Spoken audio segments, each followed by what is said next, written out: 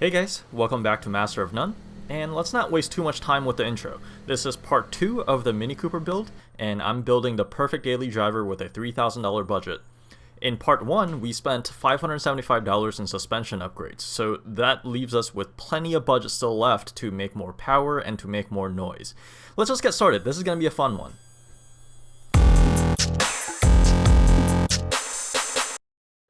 Alright, let's start with this statement. How we humans perceive speed and acceleration has surprisingly little to do with horsepower and much more to do with our senses. That's why you can fall asleep going 60 miles per hour in a Prius, but you would feel like death in a go-kart. So it's with that premise in mind that I introduce this upgrade. This axle-back exhaust from Dinan. This one cost me $650. And yes, it probably won't make the Mini measurably faster, unless of course there's some other upgrade later that unlocks it, hint hint, but in any case it looks awesome, it's lighter than stock, and hopefully it'll sound pretty nasty too. Now, like I mentioned in the first episode, it's my fiance who drives this car for the most part, so I don't want to make it obnoxiously loud. In fact, I don't think I would like that in a daily driver either. So I'll have a sound comparison after this is installed.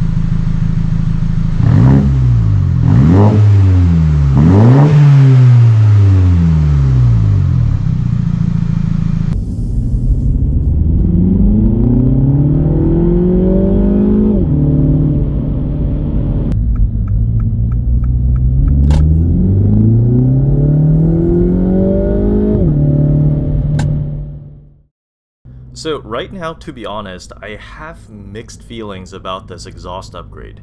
So when it starts up, the Dinan exhaust sounds awesome. For the tiny little engine that is in this thing, it sounds mean without being too loud. The car just announces in a little bit more dramatic way that it's ready to go. But what I don't like is that, well, what I wanted was an exhaust that sounds gnarly at high revs, but something that you would kind of forget was there when you're just cruising down the road, trying to have a conversation or listening to music at low volume. And it's not that it drones obnoxiously at low revs, but the difference between the stock and the Dinan exhaust are actually much more significant at low revs than it is at high revs. But you know what, we have a couple more things that we have planned today that's going to change how this thing sounds, feels, and drives, and maybe I'll feel different once everything is installed and I'll have to see how all the mods do as a package. So next up is a high flow intake, again from Dinan, and it's a pretty simple kit by itself with just a housing and a filter for the most part. This was $360 from Summit Racing. Now, unlike the exhaust, Dinan does provide some actual numbers, which I personally think is a little optimistic. It says max gains of 12 horsepower and 23 pound-feet of torque. And whatever power gains that there actually is, it apparently happens mostly in the low revs, so that's great. That's a lot more accessible power in everyday situations. But I am skeptical because you just don't see these types of numbers these days with what basically comes down to a filter upgrade. But hey, maybe I'm being too much of a cynic and my butt dyno will be pleasantly surprised. But along with this, I also purchased this. This is the Dinan intake resonator delete pipe, which was another 120 bucks. Just like the exhaust, you could argue that this is a performance upgrade, but it's really more of a sound upgrade, which again, like I said before, I think is just as important in a street car. This thing is pretty high quality aluminum piping that eliminates a factory plastic intake resonator so that you can hear more of the intake and turbo sounds. And I am pretty excited to install these, so let's get to it. By the way, if you're wondering, the total cost so far has been $1,700 and $5 so far, so we spent a little bit more than half our budget so far, so I think we're doing pretty good.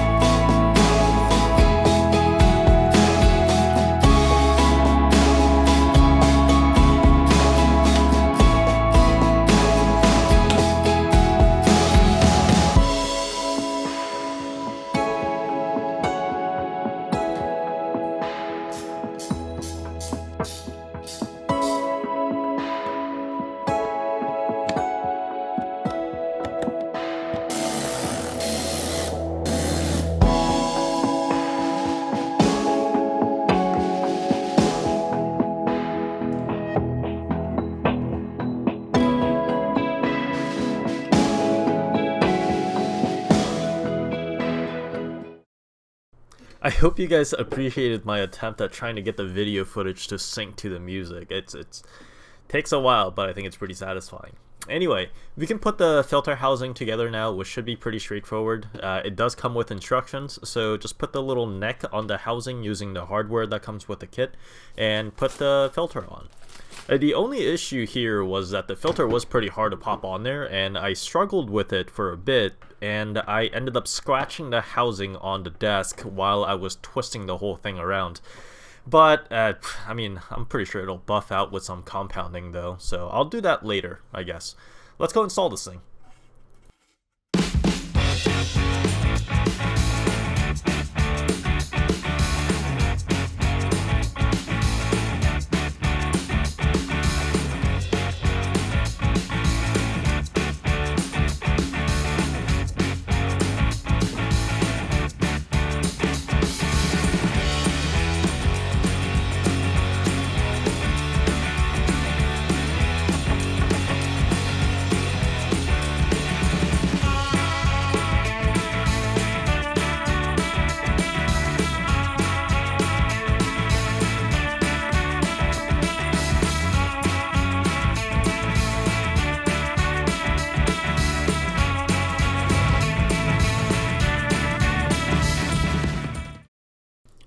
Alright, so we have one more thing to install, and hopefully you guys didn't think that I was just going to slap some intake and exhaust on this thing like a high school kid and call it a day. This is how we're going to add some real horsepower, and this is the JB4 Tuner with the optional Bluetooth connection kit. The tuner itself cost $530, and it was $150 for the optional Bluetooth connector, which I think is an absolute must-have for ease of use. And this is how we'll add more than 40 horsepower to the wheels of this little car, and only do it when we want to. And the horsepower gains are even greater with other modifications like intake and an exhaust, which we did. And I know that the price seems pretty steep, but these tuners tend to be one of the most cost-effective way to add more horsepower per dollar, and there really isn't even a close second when it comes to the ease of install.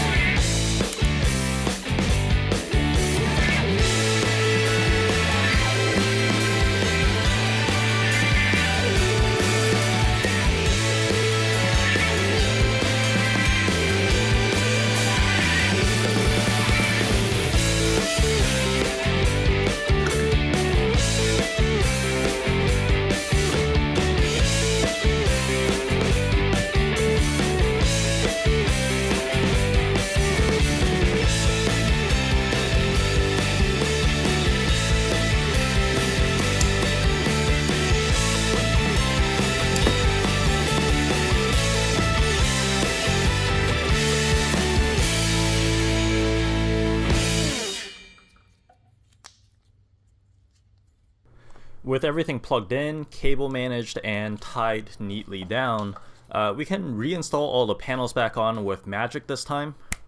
And let's take a moment to admire our work, but also connect to the JB4 using our phone to see what we paid for. So you'll need to download the JB4 app, and this was kind of a nasty surprise. The app isn't free after spending $150 for a Bluetooth dongle, so I guess here's another 30 bucks out the door. Anyway, after downloading, you'll see something like this, and the app is loaded with pretty cool features, but I'll just cover the basics here. First, you have to have the app connect to the JB4 Tuner while you have the ignition in on the on position, and you might have to update the firmware, which you can do by following the instructions in the app. And as a note of caution, do not try to do this while the engine is on.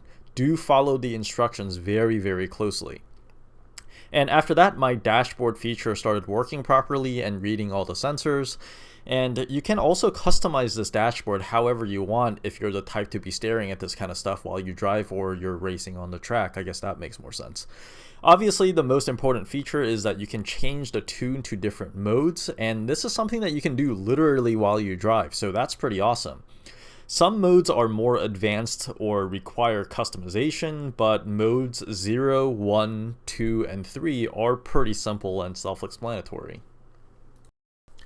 Alright, obviously we're going to go out for a drive now, but let's summarize what we've done so far real quick. So after the JB4 Tuner, plus the Bluetooth connector kit, plus the cost of the mobile app, which sums up to $710, our total project cost so far has been $2,415, which leaves around $600 for the Part 3 aesthetics. So that's, still enough budget there to have a little fun. So for $2,400 though, we should have a daily driver that handles better, sounds better, and between the intake, exhaust, and the tune, has more than 50 more horsepower than a stock Mini Cooper S. And given that a JCW Cooper only makes, 39 more horsepower than a Cooper S, you might even say that we got ourselves a little DIY JCW, at least on paper. But how does it feel on the road? Let's find out.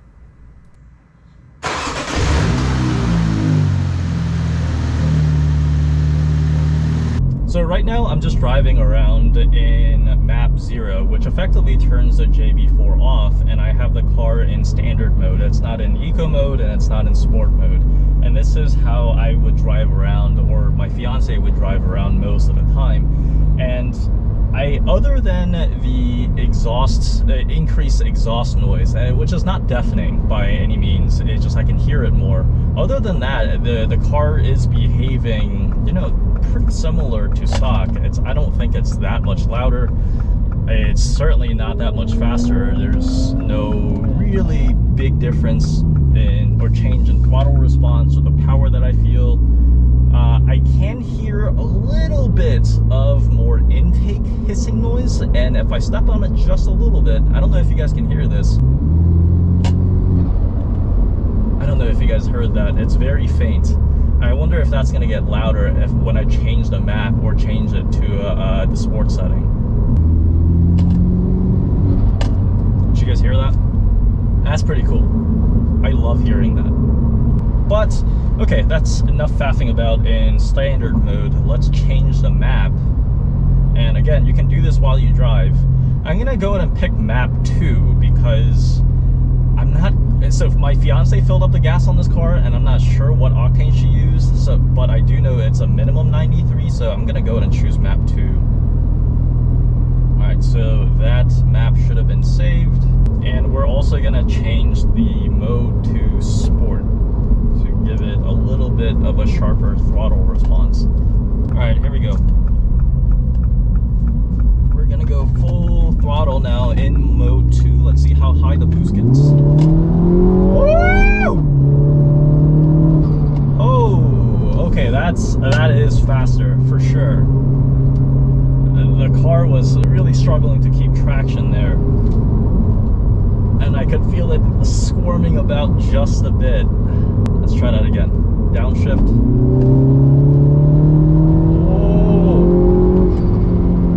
And I can definitely hear more of the engine noise and intake noise and turbo noise coming from the front.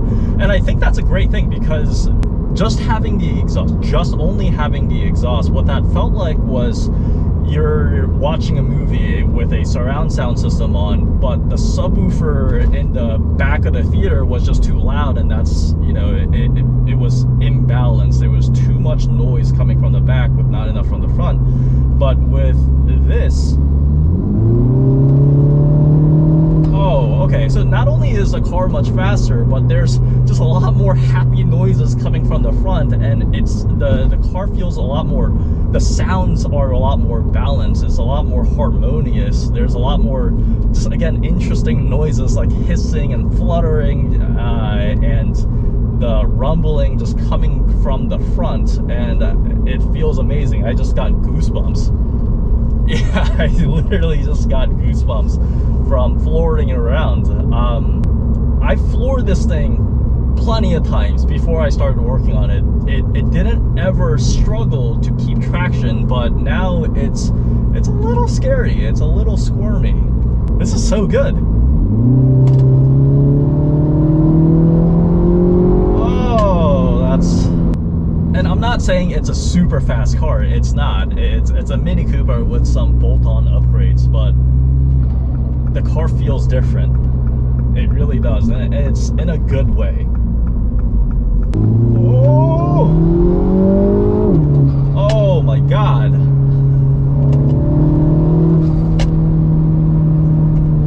That's fun. This is a cool little car.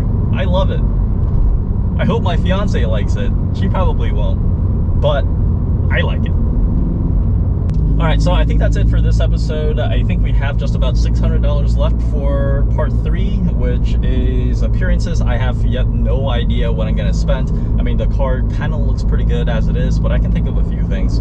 Anyway, if you like more tech talk, if you like more technical details or how-to guides, that sort of thing, then look out for the extended cut version of this episode, which will probably be released 1 to 2 weeks from whenever you guys are, seeing this get released. Anyway, have a good one. Stay safe. Be nice. See you guys later.